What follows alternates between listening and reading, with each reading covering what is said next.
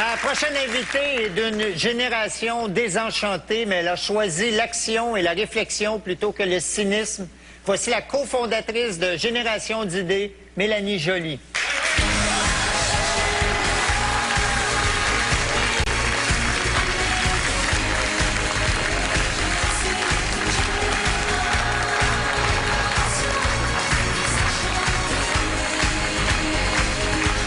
Mélanie, bienvenue. Merci.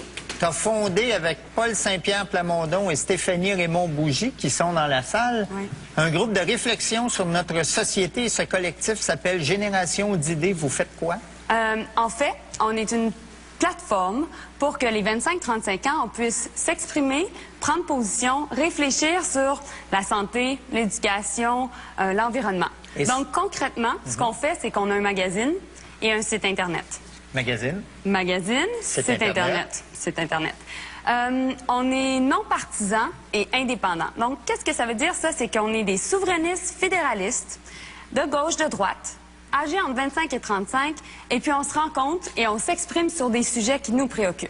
Parce que nous, on est convaincus que la plateforme politique présentement vient pas nous chercher. Les jeunes sont intéressés par la politique, mais ils ne s'impliquent pas dans les plateformes présentement parce qu'ils s'y retrouvent pas.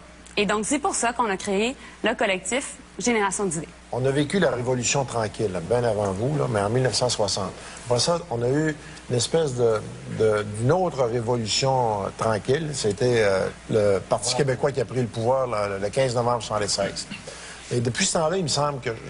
Je peux pas dire socialement qu'on a eu une autre... Mais ça va être quoi la prochaine révolution? Ça va être, en fait, ça va être les 25-35 qui vont arriver avec une nouvelle façon de penser la politique. On n'a pas été élevé dans le même climat que vous, par exemple. Je suis née en 1979. J'étais à une école où des gens provenaient de partout à travers le monde, puis ils parlaient français. Les débats, les tensions linguistiques, je les ai moins connues, peut-être, que vous. J'ai vécu dans un Québec qui était différent. Les relations entre les francophones et les anglophones étaient différents.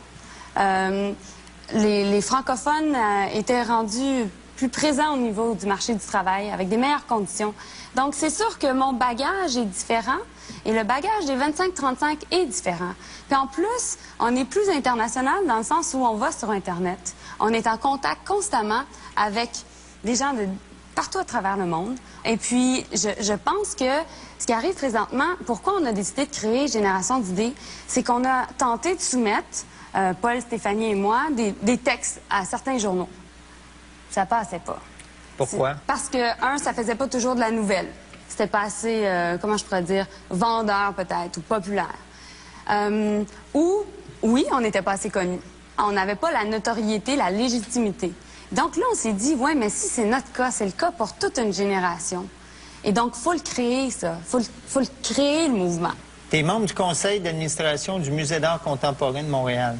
Tu es présidente de son comité jeunesse. Tu es membre du comité d'honneur des Ballets Jazz de Montréal, du conseil consultatif du doyen de la faculté de droit de l'Université de Montréal, ainsi que du conseil supérieur de la langue française.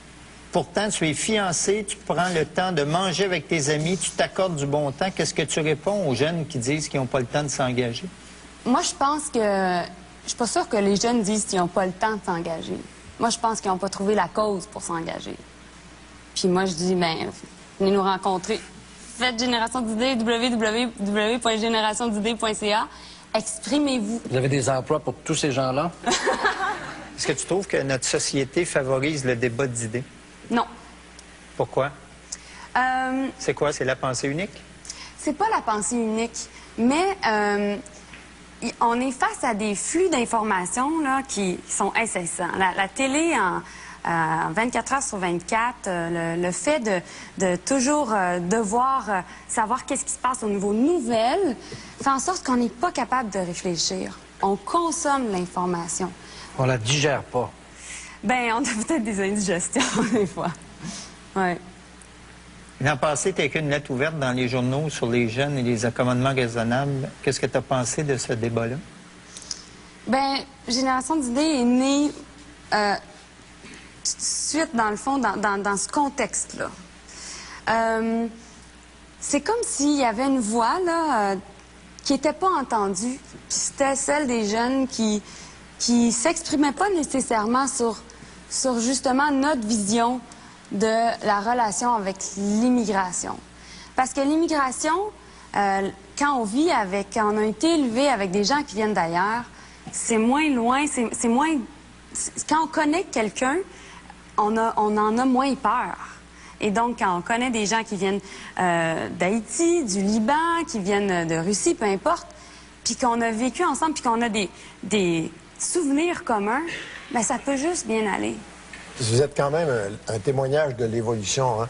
Parce que 25-35 ans, pour ma génération, c'était pas des jeunes, non? Des jeunes, c'était 15-25. Ouais. 25-35, tu avais déjà 2-3 enfants, puis tu étais attelé à gagner ta vie, puis à te bâtir une carrière.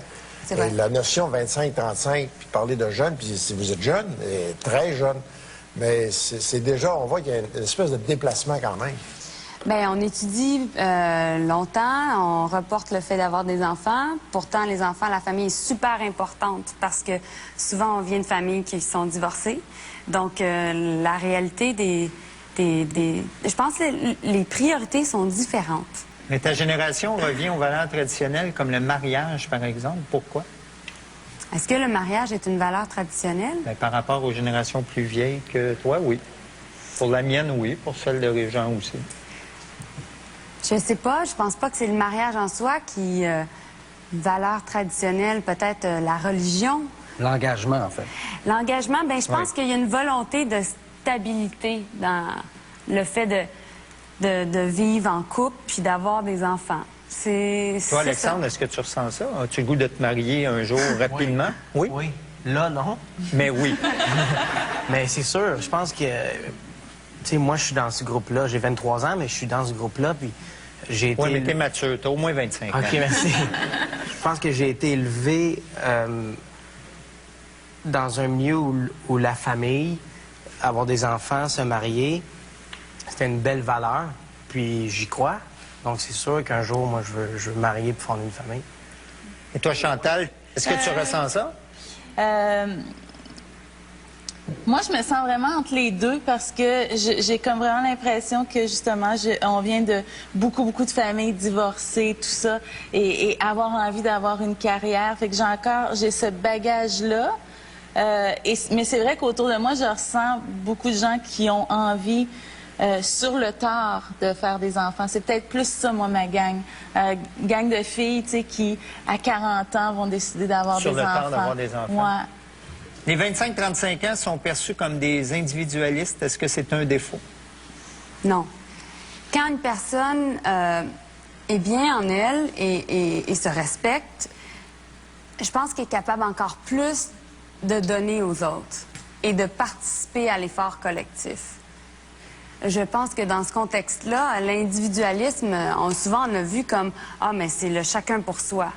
Oui, mais si chacun est bien avec soi-même, et puis chacun s'affirme soi-même, alors nécessairement, bien, chacun peut se donner au niveau collectif. Et puis ça fait une société d'êtres humains qui sont plus heureux, plus affirmés, puis il y a peut-être une plus grande paix sociale. Donc les enfants rois deviennent des adultes rois? Ben, ça va être la royauté à ce moment-là. Mélanie, entrevue, ma génération.